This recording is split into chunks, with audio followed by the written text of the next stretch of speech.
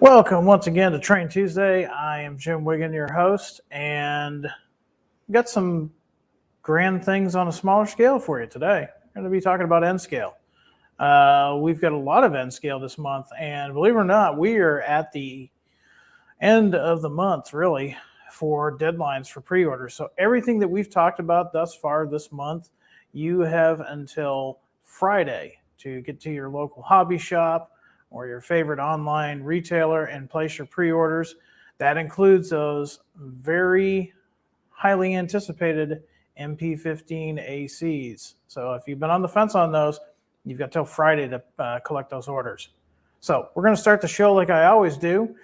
Comments are running here to my right, your left. I've got Rick Simpson, Kevin, D'Angelo, Mark, Christian coming in from Philadelphia, Anthony, Mr. Derek Glass. We got Steven. We've got Cody. We've got Harold. We've got a full house once again, folks. I hope you're excited. And remember, if there's something that you have missed, every Train Tuesday is available as an archive video on our YouTube channel. Go ahead and go over to our YouTube channel, subscribe, and hit the bell for notifications for future videos or videos you may have missed. Let's see, we've also got Ethan, Ramsey. Let's see, Mr. Ames, and he's in Plainfield, Illinois. You're not too far away. Who else do we have? Got Mr. J. Cure, and let's see, it looks like we've got another Mark joining us on board, and John, and let's see, got a few more here.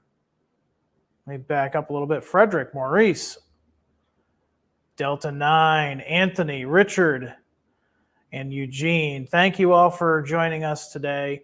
Like I said, we've got some great stuff to show you. And N scale, got some news to share with you as well, so stick around for that. And let's do what we always do. Let's go ahead and put the modeling knife down on the workbench, assume the proper position, grab your favorite beverage, and let's sit back and talk trains on a Train Tuesday. So the first thing that we're going to talk about are the Athern Challengers. These are an N scale. These have sound. You can get them with or without sound. And these are amazing little models. Now this first one that we have here, this is 3985. This is the modern excursion version. This is one that I actually got to see about 15 years ago in DeKalb, Illinois, when it came through Illinois. And let me tell you, it's an impressive steam locomotive, especially when it goes by you at 70 miles per hour. Extremely, very fascinating locomotive. And not quite as big as the big boy. Wheel arrangement on this, of course, is the 4664, but still the second largest, at least in the U.S., steam locomotive on the UP line, and very, very impressive. And we've got some different versions to show with you today. I mean, like I said, the first one up is 3985. This is the modern excursion version, and this tender, unlike the other ones, has got the oil burner. Pretty common with more modern locomotives after about the 1950s or so.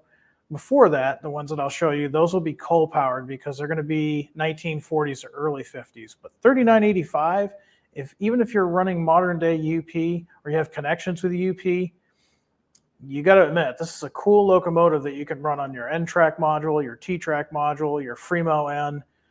It's definitely going to draw a crowd. So definitely one that you're going to want to take a look at. Now, we're also offering this in the earlier versions too. Here's 3993. Now, 3993, as it appeared in 1940s all the way up to 1959. And yes, you heard correctly, 1959.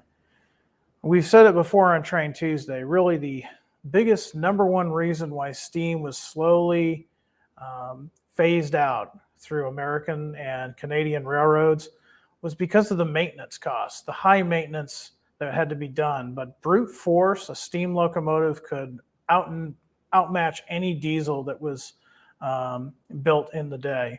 The reason why the diesels won is just because maintenance-wise, they just weren't a logistical nightmare or as much cost in maintenance.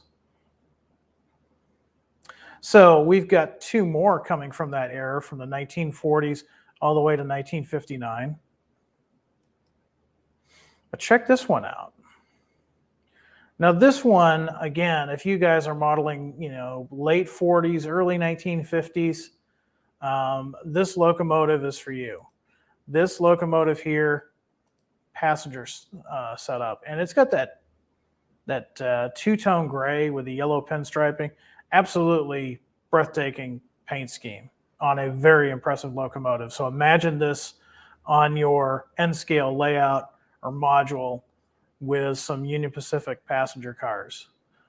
Certainly it could be said that when this was in passenger service, it was a much more civilized era in passenger operations. It was a different time, different era. And this locomotive, even though it was kind of reaching the end of its useful life with the UP, it put on one great show. And it would look great on your, like I said, on your layout or your module. A lot of these Challengers, they were originally designed for freight, but as they moved on in their tenure with the UP, some of them did eventually find a way into passenger service. And certainly this paint scheme is going to be very popular. Here's another one, 3997. This is a coal burner. Like I said, the 3985 is the only one that we're using or showing with the oil burner. But 3997 and the other two that I showed you are coal burners. And this one, again, is appropriate for any layout that's 1940 all the way to 1959. So almost a 20-year span on these locomotives. And then last but not least, the Rio Grande. And there's an interesting story. We covered it when we talked about the Genesis HO version of this locomotive. But the War Department had seen the amount of orders that the Union Pacific was going to get for the Challengers, and it exceeded what the allowable rate was at that time. So the Union Pacific locomotives that were being produced actually went to the Denver Rio Grande. So Denver Rio Grande got a few of the Challengers, and we've represented this one here. Really kind of neat because they were all to Union Pacific standards and specs, but lettered in for the Rio Grande. So you don't have to be just a UP fan to enjoy the Challenger on your layout. And same thing applies here. This is going to be roughly the same time period, 1940s to 1959. So let's go over some of the things that we're doing with the Challenger in N-scale. We don't really talk about it as much as we should. So we've offered these in two different versions.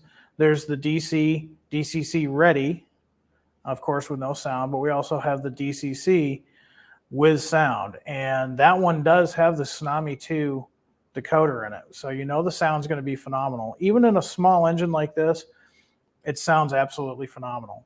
Now, I will say, just because of pure physics, if you're in a, let's say you're in a modular club, whether it be Fremo N, T-Track, N-Track, if you're in a large assembly, yeah, the locomotive is going to be kind of hard to hear because you've got this big building with many people and different noises going on. It's not going to be as pronounced as you may wish. But if you're at home and you've got a smaller room, smaller layout, you will definitely hear it. Most guys with these N-scale steam locomotives actually set their Tsunami 2 to sound levels that are more pleasing for their environment. So you're going to hear it in all of its glory. And if you know anything about the Tsunami 2 decoders, really great sound. This is from the actual 4664 locomotives. They didn't just make these files up. They actually went to 3985 to get those sounds. Of course, it's going to have operating headlights. They're LED now. And each one is going to have the body-mounted couplers like we've talked about in the past. And the other thing too, and this is important for you guys that do smaller modules, whether it be N-Track, even T-Track, these will run on a 15-inch radius. So that's something to consider. If you're active in a T-Track club, they're perfectly fine there. Fremo, you'll have no problems whatsoever using that on code 55. This is perfectly fine on the finer code rails. So I'm looking through the comments. A lot of guys are pretty excited about these. And it is definitely something that we've seen a lot of people ask for in the past, and we wanted to bring it back out for you. Kind of give you some updated paint schemes. And from there, we've got some other little surprises in there for you too. Okay, so let's see what our next item is.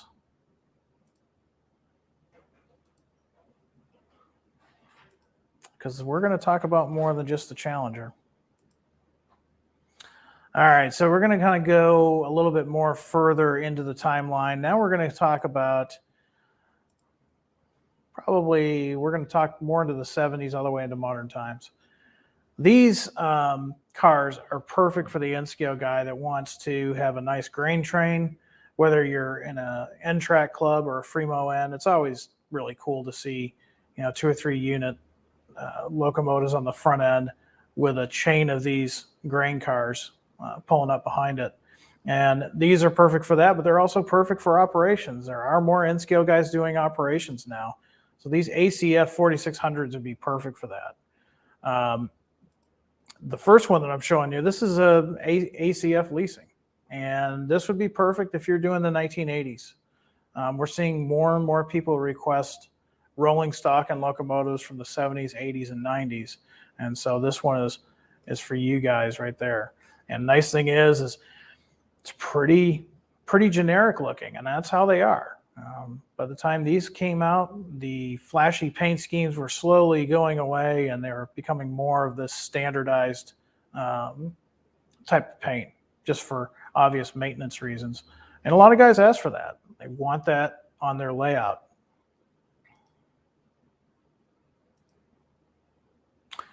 We've also got the Grand Trunk.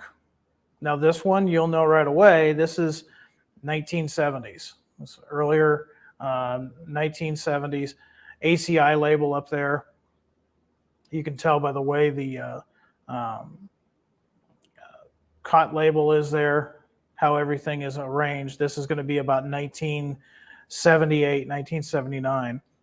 A lot of these would last well and through to the 90s and even beyond. So if you're wanting to weather, you can definitely weather that for a newer layout. But if you're modeling the 1970s into the early 1980s, this one's perfectly acceptable.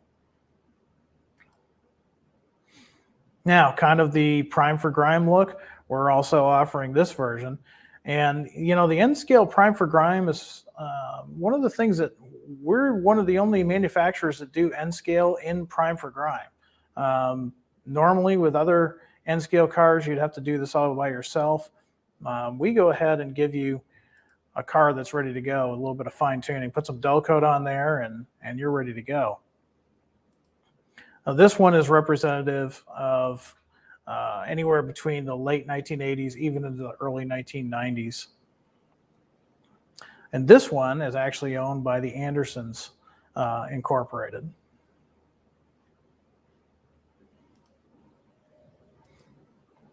Now, let's go back to, this would be about early 1980s. It would probably last in some cases all the way up until UP purchased them. I remember when I first moved to Illinois 26 years ago, these were still pretty common, albeit somewhat faded out, but they were definitely still in the area, and you would see them at grain elevators throughout the Midwest and beyond. So if you're modeling the 1980s, this is squarely into your wheelhouse. Now, something cool is we did the DT&I. Now this again, look, you can see the ACI label, so you know right away that's going to put you about 78, 79. We did this version. We also did, I believe, the earlier version I guess I didn't put that in there, but we also have that in 2 different paint schemes. Last but not least, and going further back in time, we're talking 1960s, is the Gulf Mobile in Ohio. Now, when the GM&O took delivery of this, and I want to check my references here real quick before I tell you wrong. Yeah, you're looking at about 66. So it wouldn't last too long as a GM&O, as you all well know. Soon it would become ICG. And the other thing too is we are offering that DT&I covered hopper in both the 79 version that I did show you and the one that I didn't show you, the gray, is 1973, so earlier yet.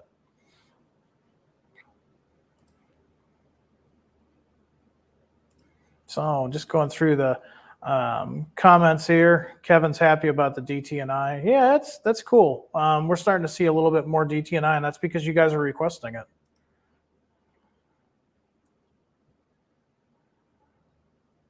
Here's a cool comment from Thomas. He says, yeah, that Chicago Northwestern. I saw a Chicago Northwestern that was painted Rock Island, and then they went back over it with another paint of the Chicago Northwestern. Yeah. Well, one of the things, and Thomas, you probably know this based on your picture of the Frankenstein Jeep 40. Yeah, a lot of that equipment, including the covered hoppers, once the March 1980 happened and there was a big sale of equipment of the Rock Island, Chicago Northwestern had a lot of that. So it wasn't uncommon in the early 1980s to see Rock Island equipment still painted in the blue or the white with their reporting marks covered up and stenciled. And I do mean stenciled, CNW reporting marks on top before they got repainted. So that's cool. All right, let's see. Any other questions or comments? Yeah, Roger, we do N scale. We definitely do N scale. So definitely keep your eyes open. We've got a lot of N scale for you today. We've only touched the surface. Because next, what we're going to talk about, we're going to go further back now. We're going to go before the time of the Challenger that we talked about earlier. We're going to go to the turn of the last century. So we're talking 1890s into the early 1900s, and that is with the 36-foot stock cars. Now, it's been a little bit since we've offered these stock cars, and we actually had a lot of requests from you guys out there that N scale needed these cars. They needed cars from the turn of the last century. And we did some box cars earlier in the year. And we figured, you know what, you probably want some stock cars because, yeah, at one time, cattle would move by rail. They would go from ranches all the way up to the different stockyards like in Chicago or Galesburg, to name a few, and complete the process from there. So we've offered a few different versions here for you, and these all vary in the year, but they're going to stick mainly within the 1890s to 1910s or so. But we've got the Canada cattle car, which I'm showing to you right now. We've also got a Canadian National one that a lot of people like because it's got the whitewashed boards. There's some interesting comments on Facebook. I was reading through that, learned a little bit of something. Somebody, sorry, I don't remember your name because we get so many comments on Facebook, but somebody had a really good explanation as to why this does have the white boards, and it basically had to do with the cleaning process. But we saw this in our documentation. We figured, hey, let's do one of these for the N-scale guys too. Of course, we're going to do Union Pacific.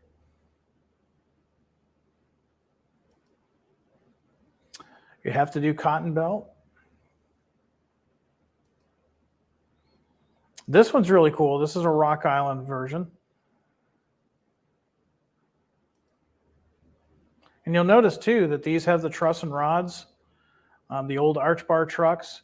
And even so, unlike the older versions of these from years ago, these are body mounted couplers. They're going to have the McHenry couplers, body mounted, and they've got metal wheel sets now. And they will work on code 80, code 55 with no issues.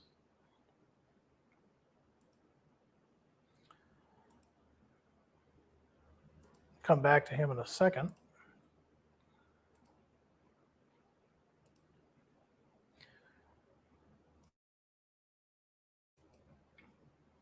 So let's see. We need cows.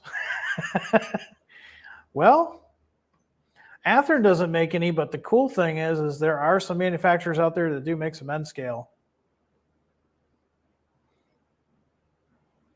Brian, that's a nice comment. He says he's not an N scale guy, but he's glad to see more stuff for the N scale guys out there. Yeah, I mean, it is good. Sometimes N scale gets forgotten about. You know, I think part of the problem is back in the 1960s when N scale first came out, it was more of a novelty. You just didn't have the prototype accuracy that you did in HO or O scale, which those were the two big ones in the mid 60s. But as it evolved, just like HO, throughout the years, N scale kept getting better and better and better. And now we have N scale freight cars and locomotives even that rival their HO counterparts. So we're seeing more people look into N scale, not just for running a layout or running a modular situation. A lot of guys are running N scale as an actual operations type.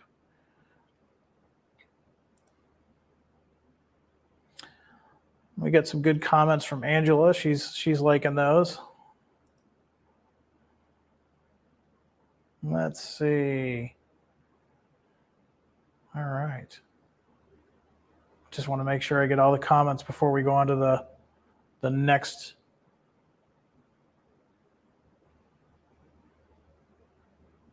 Let me see. All right. Looks like everybody is got their comments in for the stock car. So let's go to the next thing. We're out. Now we're going to talk cabooses. We're going to end the program with cabooses. How appropriate is that? Now, these are 3-window cabooses. We've talked about them on the HO side. The EJ and E, 3-window N-scale caboose. Now, here's something to remember with these N-scale cabooses. The thing that I love about these, I've picked up a few of these from previous runs because I run N-scale. And the thing I like about them is they actually have the window glazing. They actually have the appropriate trucks. We'll talk about that in a minute. You'll see the differences when we start going through the slides even further. Depending on the prototype, it's going to have the correct type of truck. And the biggest thing that I enjoy the most about these is they have body-mounted couplers. Body-mounted couplers, I've said it before, they just make operations that much better. Guys that are running mainly N-track and Fremo N or their home-based layouts, their radius is going to be a little bit wider. So they're not going to have the problems with the couplers overhanging too much. Originally N-scale, like I said, in its early days, they had the Talgo-mounted trucks, and that was great because guys were putting them on 15 inch radius and even smaller than that.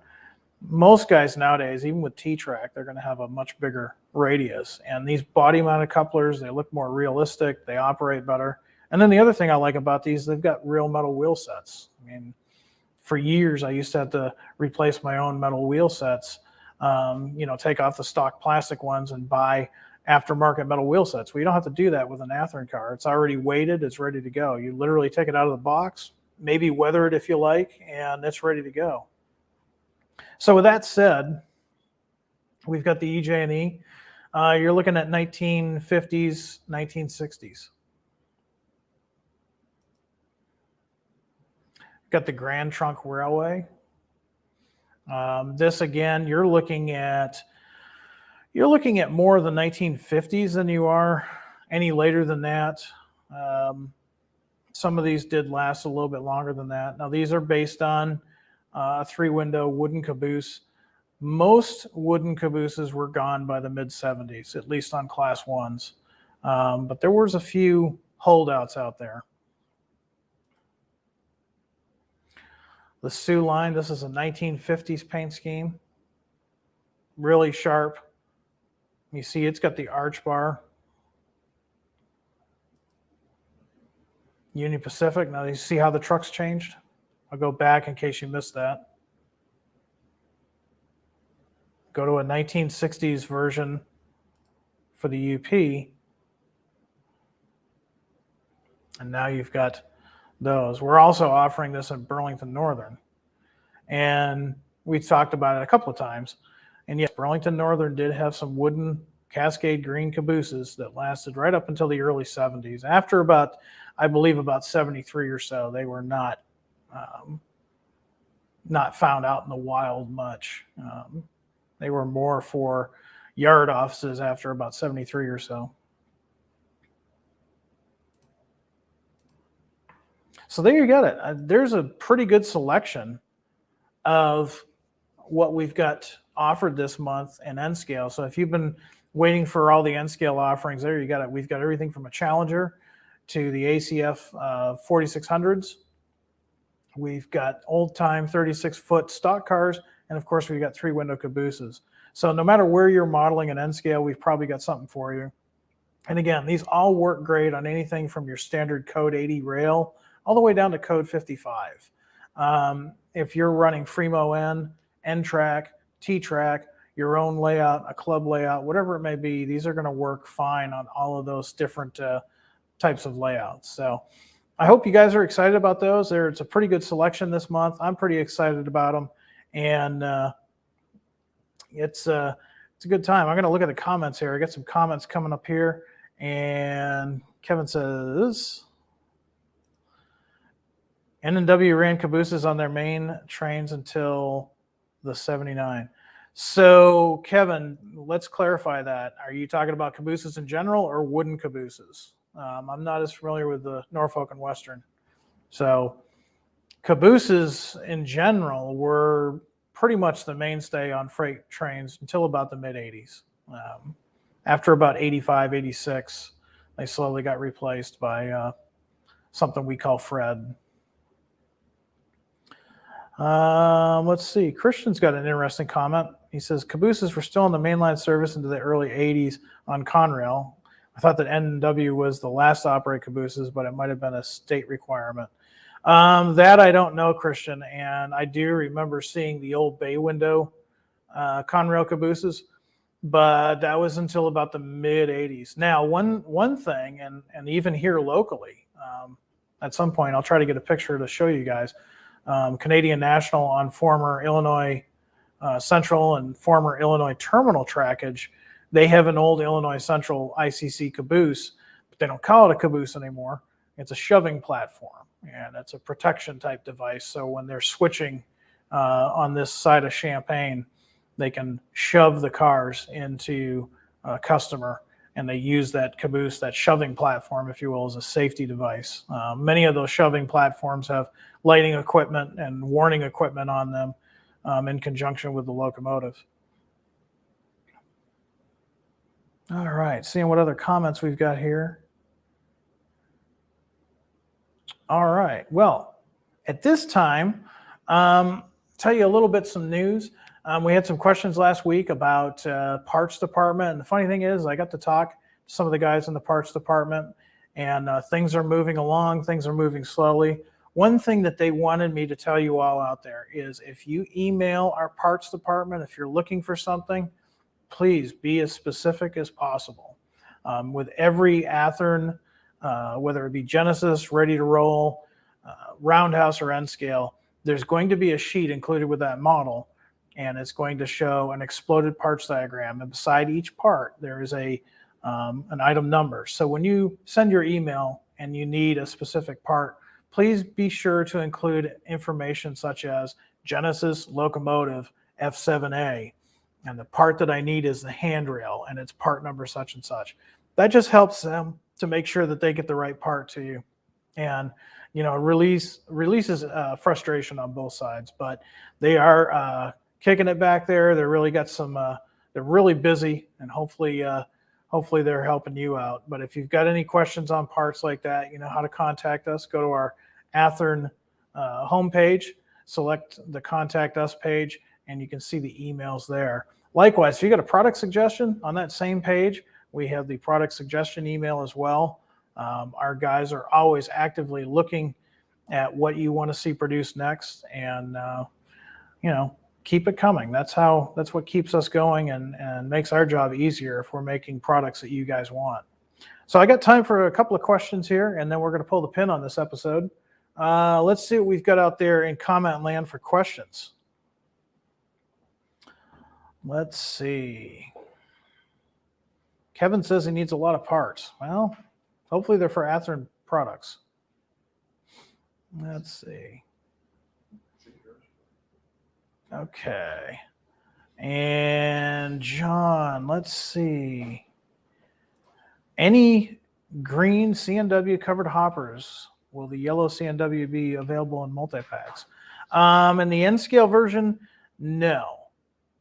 I believe in the HO version, we did those in Genesis, and that is a single. Will we do the green versions? Probably. I believe we've done those in the past. We'll probably do those again.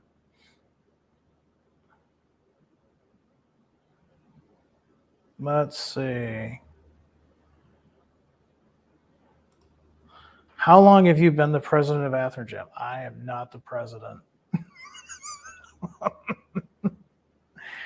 I am not the president. I am the marketing. My technical role here at Athern is I am the associate brand manager. What that basically means is I get to talk to folks like John and Janik, and they tell me what they're working on.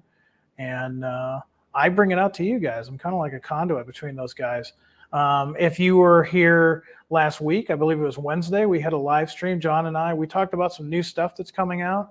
And those are always fun because it's fun to see what development's working on. And you know this just by listening to John and Janik on our shows. These guys are model railroad enthusiasts as well.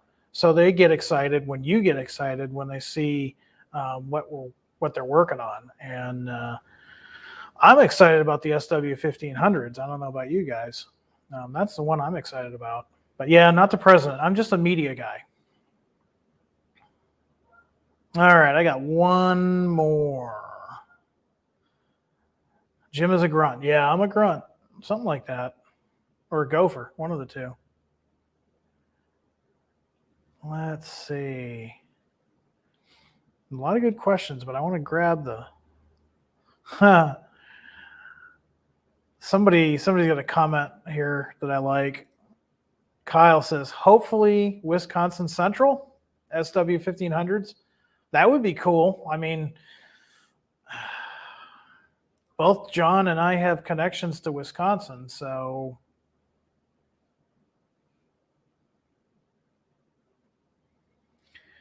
let's see. Yes, Janik will join us occasionally too.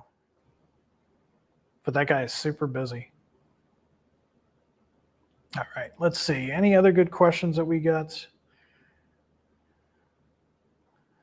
Rusted rails, any plans for the SW1000s? I think it's safe to say that yes, maybe in the future. I don't know when that would be, but I'd say it's a safe bet that we'll see something eventually.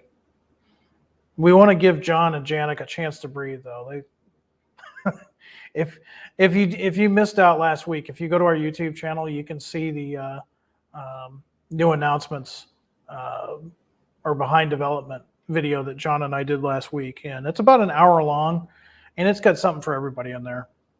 It really does. And there's stuff coming out soon. This isn't stuff that's coming out 2 years from now. This is stuff that's we're going to be announcing real soon.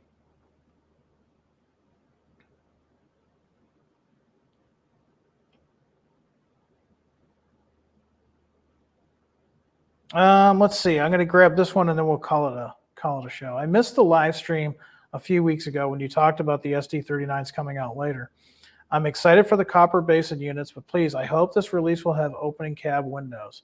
Well, yeah, what he's talking about is Train Tuesday. About 2 or 3 weeks ago, we had Jack, one of the developers, who worked very closely on that project. And I do believe they do have opening windows, very similar to the Genesis. Now, that's not always a standard rule on ready-to-roll cabs, but we might have to bug Jack at some point and verify that, or I'll look at the SD39 I've got from the previous run.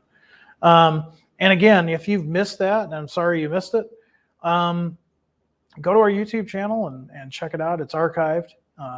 It's always good to go back and see it. And with that, I'm going to leave you all with a question. and look for it on social media as well. We want to know from you guys. Currently, Train Tuesday is broadcast every Tuesday at 3:30 Central Time.